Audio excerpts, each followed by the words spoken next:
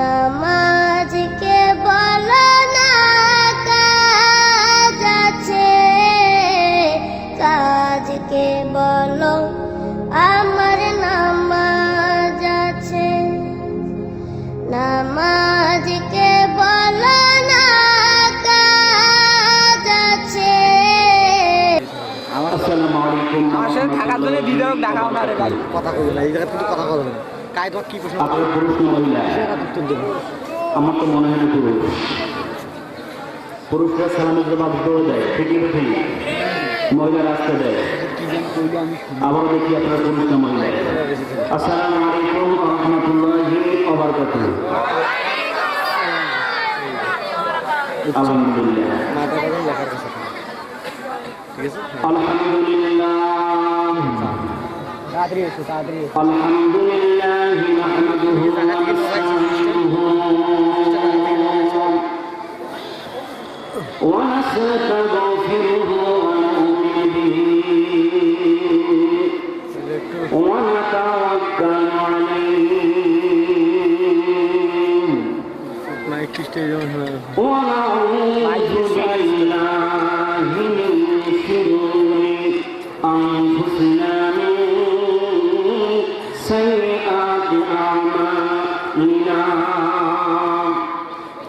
দেখো ভাই, অন্য পাশে দেখলেন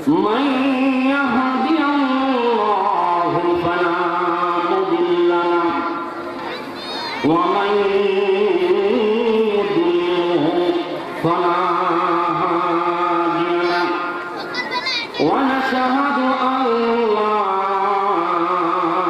إله إلا الله وحده لا شريك له أما بعد فقد قال الله تبارك وتعالى في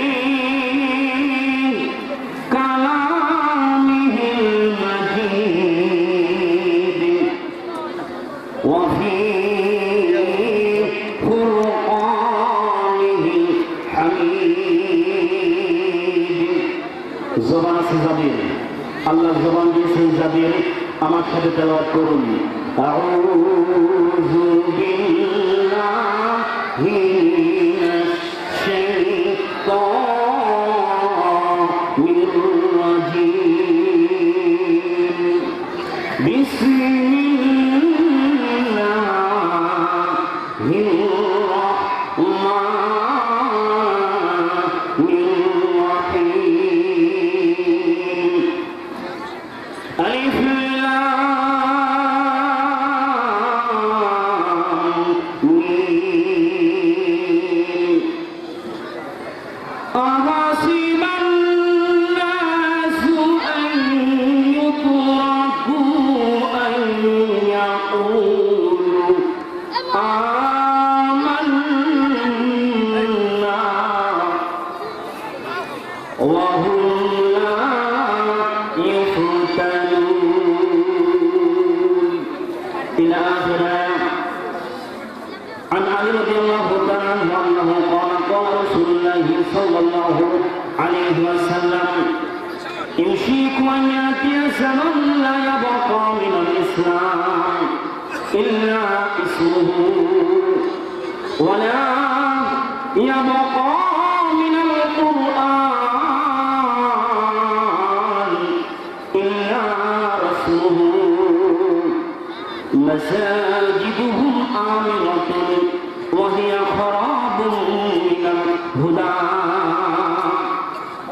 علماؤهم شر من تحت آدم السماء من تخرج الفتنة وفيهم تعاد رواه البيهقي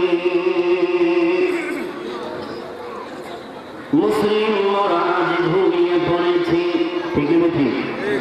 আওয়াজ দিতে হবে। মুসলিম মোরা আজ ঘুমিয়ে পড়েছি, মদের বিবেকে লাগলো তালা, রক্ত মদের শিথিল হলো আজ, পাপে অন্তর কালা, ঠিক না?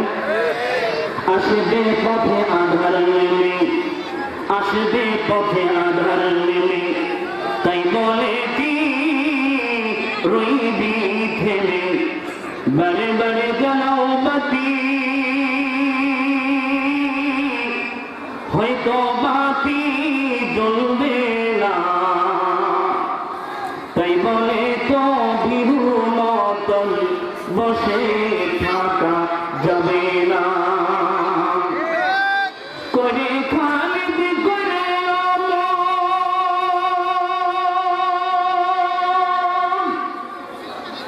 এসেছে নতুন বদল, কই গেলি রে দিগি বিজয়ী তরুণ মুজাহিদ, এখনো কি গাইতে হবে তোমার ঘুম ভাঙ্গা নিদ, যাদের ভয়ে নত হয় থাকত সকল বেঈমান, আজ কই গেলি রে সেই বীরেরা, আজ কোথায় গেল তোদের সেই ঈমান। আল্লাহুম্মা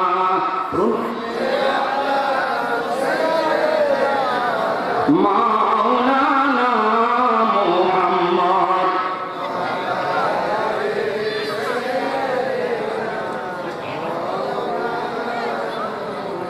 হে প্রিয় হে নেতা হে রাসূল, তোমার মতো নেতা পেতে আজও ধরণী দেখুন। হে প্রিয় হে নেতা হে রাসূল, জীবনে কখনো তুমি মিথ্যা বলনি। আমার নবী কি জীবনে কখনো মিথ্যা কথা বলেছেন? জীবনে কখনো তুমি মিথ্যা বলনি, তাই তো তোমায় পেতে আজ কাঁদে ধরণী। হে প্রিয় হে নেতা হে রাসূল। আলহামদুলিল্লাহ, হযরত আলী যুব সমাজের উদ্যোগে আজকের এই বিশাল তাফসীরুল কোরআন মাহফিলের সম্মানিত সভাপতি, উপস্থিত আছেন পিতৃতুল মুরব্বিন ইকরাম, খালিদের উদ্দেশ্যে প্রাণিত যুবক ভাইয়েরা, পদ্মা নিশিনন্তার অবস্থানত আমার মা ও বোনেরা, দলমত নির্বিশেষে রংপুর এলাকাবাসী সকলকে জানাচ্ছি সালাম, আসসালামু আলাইকুম ওয়া রাহমাতুল্লাহ। শুরুতে সেই শুকরিয়া সেই মহান মালিকের দরবারে যে আল্লাহ জাতির অত্যন্ত দূর সময়, কোন সময় কথা বলেন, যে সময় কোরআনের মাহফিল করতে পারমিশন লাগে, যাত্রা বলে কোনো পারমিশন লাগে না। ভুল না সঠিক? কোরআনের মাহফিল করতে পারমিশন লাগে। আপনারা বলুন তো দেখি, জবান দিবেন পুরুষের মতো করে, এ আসমান টাকা জমিন টাকা, এ আমরা বেঁচে আছি কার দয়ায়? এই দুনিয়ায় যদি আল্লাহ হয়, পৃথিবী যদি আল্লাহ হয়, জমিনটা যদি আল্লাহ হয়, এই কোরআন টাকা, তাহলে কোরআনের কথা বলতে গিয়ে কোনো পারমিশন লাগে? শুধুমাত্র কেবলমাত্র পৃথিবীর যারা জাল ক্ষমতা এবং জালিম জুলুমবাজ তারাই কোরআনের মাহফিল 144 ধারা জারি করতে পারে। বলেন ঠিক না বেঠিক? আজ থেকে 1400 বছর আগে আপনার আমার নবী, প্রিয় নবী মুহাম্মদ রাসূলুল্লাহ সাল্লাল্লাহু আলাইহি ওয়াসাল্লাম মক্কার জমিনে কোরআনের কথা বলতো। কিসের কথা বলতো? জোরে বলেন, কিসের কথা বলতো? কোরআনের কথা বলতো। তৎকালীন সময় রাষ্ট্রপ্রধান ছিল মিস্টার আবু জেহেল। নাম কি? আবু জেহেল। মুহাম্মদ সাল্লাল্লাহু আলাইহি ওয়াসাল্লাম কোরআনের মাহফিল আয়োজন করত, আর আবু জেহেল বলতো কোরআনের মাহফিল হবে না। কোরআন আছে না নাই? কথা বলেন। আল্লাহ রাব্বুল আলামিন বলেন, নবী মুহাম্মদ রাসূলুল্লাহ সাল্লাল্লাহু আলাইহি ওয়াসাল্লাম দুনিয়াতে থাকবে না, কিন্তু কোরআন থাকবে। ঠিক না?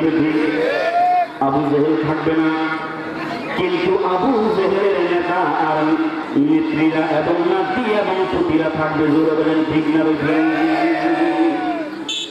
আল্লাহ রাব্বুল আলামিন বলেন, নবী মুহাম্মদ রাসূলুল্লাহ থাকবে না, যেহেতু কোরআন থাকবে। আবু জেহেল থাকবে না, আবু জেহেলের অনুসারীরা থাকবে, কিন্তু নবী মুহাম্মদ রাসূলুল্লাহ সাল্লাল্লাহু আলাইহি ওয়াসাল্লাম মক্কার জমিনে 1400 বছর আগে কোরআনের মাহফিল করতো আবু জেহেল বাধা দিত, ঠিক করে ঠিক আবু জেহেল বাধা দিত, কিন্তু আজকে আবু জেহেল নাই, আবু জেহেলের নাতি পুতিরা আছে, কোরআনের মাহফিলে 144 ধারা জারি করে বন্ধ করে দেয়, জোরে বলেন ঠিক না ঠিক? যারা কোরআনের মাহফিলে 144 ধারা জারি দিয়ে বন্ধ করে দেয়, এরা মুমিন হতে পারে না, মুসলমান হতে পারে না, এরা নিশ্চয়ই আবু জেহেল মুশরিক, জোরে বলেন ঠিক না ঠিক? আল্লাহ রাব্বুল আলামিন সূরার মধ্যে বললেন, হামিম সিজদা, পবিত্র কোরআন কারীমের মধ্যে বললেন 26 নম্বর আয়াতে আবু জেহেল থাকবে না, কিন্তু আবু জেহেলের কথাটা আল্লাহ হুবহু কোরআনের মধ্যে তুলে ধরেছে। আল্লাহ কি বলেছেন? আবু জেহেল বক্তব্য দিত, ওয়াকালাল্লাযীনা কাফারু লা তাসমাউ লিহাযাল কুরআন ওয়ালগাউ ফীহি লাআল্লাকুম তাগলিবুন। আল্লাহু আকবার। আবু জেহেলের বক্তব্য আল্লাহ তুলে ধরলেন। ওয়াকালাল্লাযীনা কাফারু, ওয়া এবং ক্বালা মানে বলল, কাফারু মানে কাফেরেরা, লা মানে না, তাসমাউ মানে তোমরা শোনো না, লিহাযাল কুরআন, এই কোরআনের বক্তব্য মুহাম্মদ যে জায়গায় কোরআনের বক্তব্য যে কোরআনের মাহফিল করে, আবু জেহেল বলতো, হে মক্কার কাফেররা, তোমরা তো কোরআনের কথা শোনো না, বরং তোমাদের কাজ হলো ওয়ালগাউ ফীহি লাআল্লাকুম তাগলিবুন, যে জায়গায় মুহাম্মদ কোরআনের মাহফিল করে সেই জায়গায় হট্টগোল করো, গন্ডগোল করো, মারামারি করো, মুহাম্মদের কথা যেন মানুষের কানে পর্যন্ত পৌঁছতে না পারে, হট্টগোল করো, মারামারি করো, 144 ধারা দিয়ে মুহাম্মদের কোরআনের মাহফিল বন্ধ করো, এই বৈশিষ্ট্য কার? সুতরাং 1400 বছর আগে আবু জেহেল কোরআনের মাহফিলে 144 ধারা জারি করতো, আজও বাংলার জমিনে কোরআনের মাহফিলে 144 ধারা জারি হয় কিনা?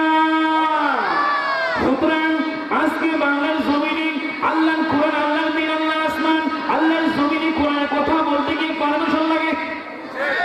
এটা কি মেনে নেওয়া যায়? কোরআনের মাহফিলে 144 ধারা জারি দিয়ে কি বন্ধ করে দিতে পেরেছে কখনো?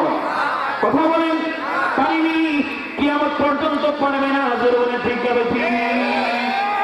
কোরআনের মাহফিল 144 ধারা দিয়ে বন্ধ করা যাবে?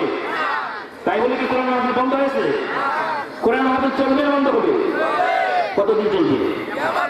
কোরআনের মাহফিল চলছে, চলবে, বলেন কোরআনের মাহফিল চলছে, চলবে, ওই আকাশে সূর্য যতদিন জ্বলবে, ঠিক আছে ঠিক? যতদিন এই বুকে আছে প্রাণ, মোরা গেয়ে যাব আল কুরআনের গান। কারা কারা যাচ্ছে দুহাত তুলে রেখে দেখাই, নারায়ে তাকবীর, নারায়ে তাকবীর। এই কোরআন আছে যেখানে, কোরআন নাই যেখানে, নারায়ে তাকবীর।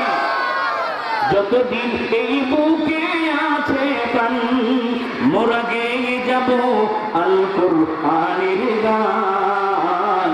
দুটি মহনে মনে মিলন হলে খোদাই রহমত সৃষ্টি হয়, চিরদিনের দুনিয়ায়, চিরদিনের দুনিয়ায় কোরআনের কারণে মরণে কেউ করেনি ভয়। ঠিক তবে ঠিক? আপনি কি ভয় পেয়েছেন? কথা বলেন, ভয় পাওয়ার কোনো কারণ আছে? আমাদের সাথে কে আছে? কথা বলে, আমার সাথে কে আছে? আমাদের সাথে কে আছে? আকাশ বাতাস মালিক, পৃথিবীর মালিক যিনি, সে আল্লাহ আমাদের সাথে আছে। কোরআনের কথা বলতে গিয়ে, কোরআনের কথা শুনতে গিয়ে কোনো ভয়ে মনের মধ্যে রাখা যাবে না, ধরুন ঠিক তবে ঠিক? আধারে ভয় পেও না, বলবো, আধারে ভয় পেও না, আলো আছে আড়ালে, কাল সব পালিয়ে যাবে তোমরা উঠে দাঁড়ালে, বালুই বাতগুলো সব ভেসে যাবে এলে ঢেউ, দাবানল হয়তো নেবে খুবই টানে ভাই কেউ, মঞ্জিল পাবে তুমি, মঞ্জিল পাবে তুমি, পাহাড় পায়ে মারালে, আধারে ভয় পেও না, আলো আছে আড়ালে। দরুদ সালাম বর্ষিত হোক বিশ্বনবী মুহাম্মদ রাসূলুল্লাহ সাল্লাল্লাহু আলাইহি ওয়াসাল্লাম প্রতি। সকলে বলি সাল্লাল্লাহু আলাইহি ওয়াসাল্লাম। আপনাকে রাগ করেছেন? আমার কথা ভালো লাগে না? না খালি দ্বিতীয় বক্তব্য পাঠিয়ে দিই? বলবো কিছু কথা, জবাব দিতে হবে। আমরা সকলে নবীর প্রতি সালাম প্রেরণ করি। সকলে বলি, আমরা সকলে বলি সাল্লাল্লাহু আলাইহি ওয়াসাল্লাম। নবীর সাথে কি আমাদের কোনো শত্রুতা আছে?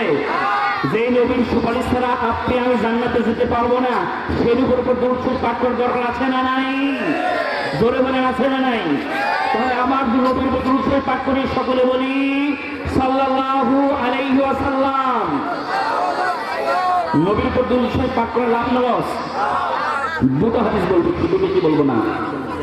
নবী করিম সাল্লাল্লাহু আলাইহি ওয়াসাল্লাম বলেছেন, তিরমিজির বর্ণনা, কিয়ামতের কঠিন মুসিবতের সময় লক্ষ লক্ষ কোটি কোটি মানুষ যখন এক জায়গায় জমায়েত হয়ে যাবে, যে জায়গায় কোনো পানি থাকবে না, কোনো ছায়া থাকবে না, বিশ্বনবী মুহাম্মদ রাসূলুল্লাহ সাল্লাল্লাহু আলাইহি ওয়াসাল্লাম বলেছেন, ওই কিয়ামতের কঠিন মুসিবতের সময় কিছু লোক, কিছু উম্মত আমার কাছে অবস্থান করবে এবং তারা আমাকে দেখার সুযোগ পেয়ে যাবে এবং আমি নবী তাদেরকে হাউজে কাউসারি পানি পান করাবো। বলে সুবহানাল্লাহ। আমি কিছু সংখ্যক লোক বললো, কিছু সংখ্যক সাহাবী বললো, ইয়া রাসূলুল্লাহ, এমন সৌভাগ্যবান ব্যক্তি কারা যারা কিয়ামতের ময়দানে আপনাকে দেখার সুযোগ পেয়ে যাবে, আপনার কাছে অবস্থান করবে এবং আপনি তাদেরকে হাউজে কাউসারি পানি পান করাবেন।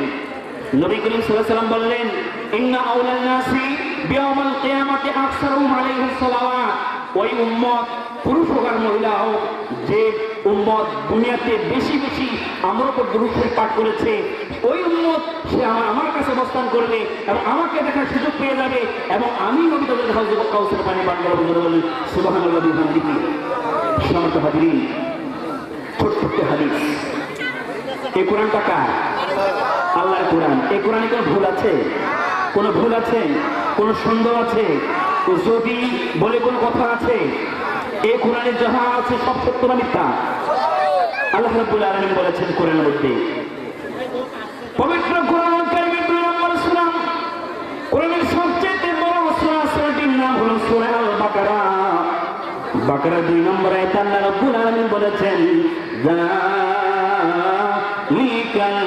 কিতাব লা রাইবা ফীহি।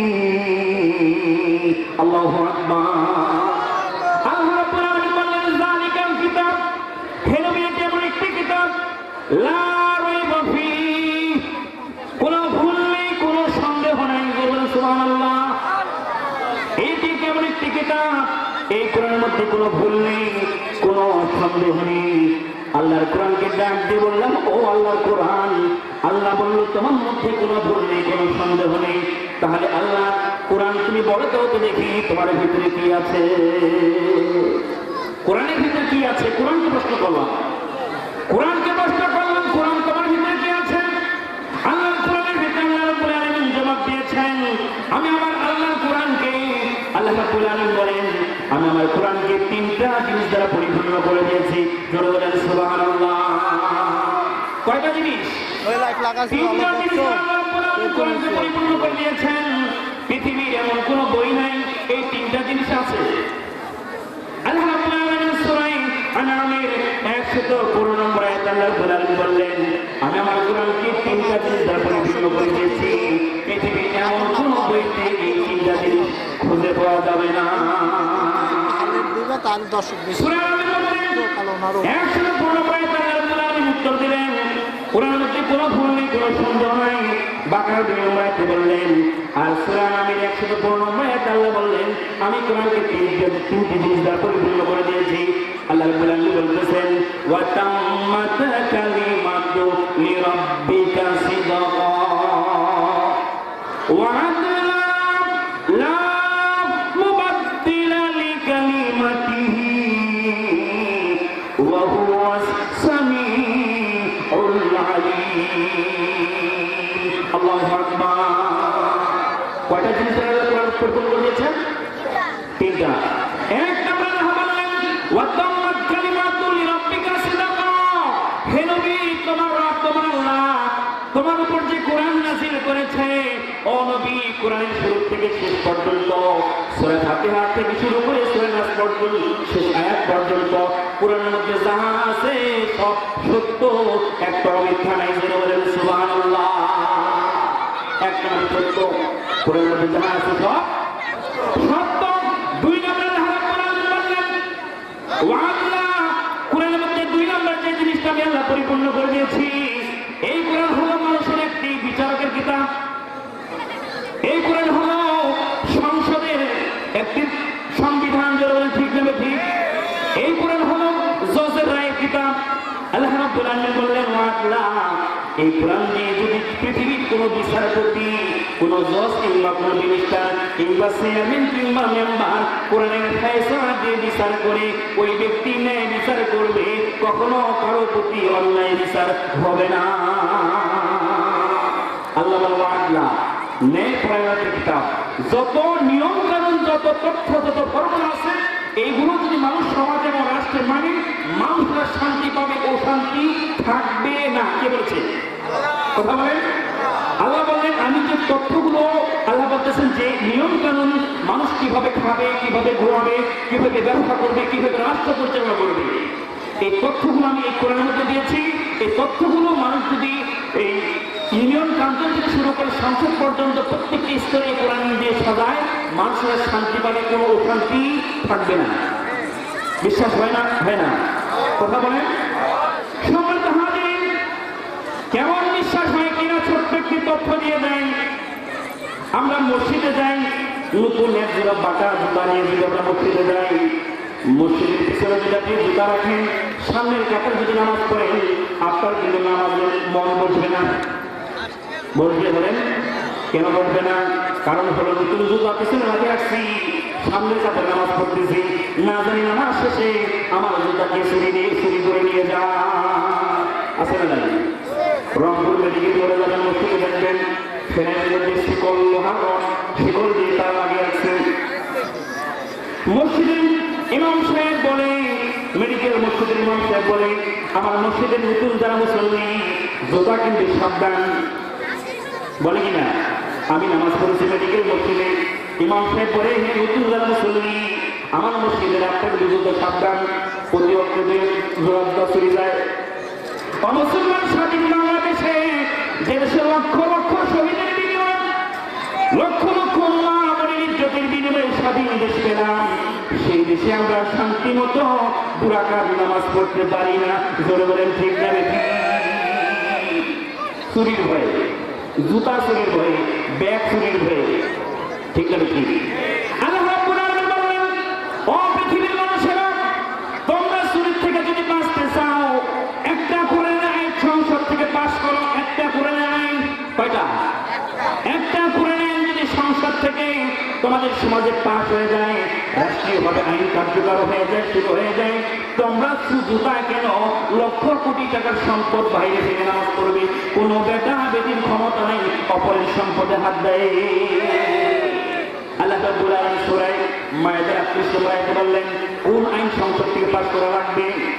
চোর থেকে বাঁচতে হলে, চুরির থেকে রক্ষা পেতে হলে আল্লাহ রাব্বুল আলামিন বলেন একটা আইন শুধু পাস করলাম, والسارق والسارقة فقطعوا أيديهما। আল্লাহু আকবার। আল্লাহ বললেন হে পৃথিবীর নেতারা, হে পৃথিবীর যারা তোমরা নেতৃত্ব দাও, চোরের হাত থেকে যদি সমাজকে বাঁচাতে চাও, নিরাপত্তার সাথে যদি ধন সম্পদ নিয়ে রাস্তা চলাফেরা করতে চাও, তাহলে আমার কোরআনে একটি আইন তোমরা সংসদ থেকে পাস করো, সেটা হলো চোরের আইন। কিসের আইন? চুরির আইন। পৃথিবীর জমিন আল্লাহ বললেন কোন চোর এবং কোন চোর নিয়ে যদি কারো সম্পদ চুরি করে, যদি ধরা পড়ে সে চুরি করেছে, আল্লাহ বললেন আমার কোরআনের আইন হলো ওই চোর এবং চুরির হাত কেটে দাও। কার আইন? কথা বলেন কার আইন? এটা হলো আল্লাহর আইন। আর আমাদের সমাজের আইন হলো জরিমানা কিংবা 2-3 মাস জেল। এখন আপনারা বলেন তো দেখি, ছোট চোর জেলে গিয়ে বড় চোর হবে কিনা? বড় চোর হলে ওখানে জেলের কাছে বড় টাকা, বড় টাকা ছোট চোরকে জিজ্ঞাসা করে কি জন্য জেলে আছে? ছোট চোর বলে মানুষের পকেট মারছি, ধরা খাইছি। কিংবা ধন সম্পদ চুরি করতে গেছি, ধরা খেয়েছি, যার কারণে জেলে আসছি।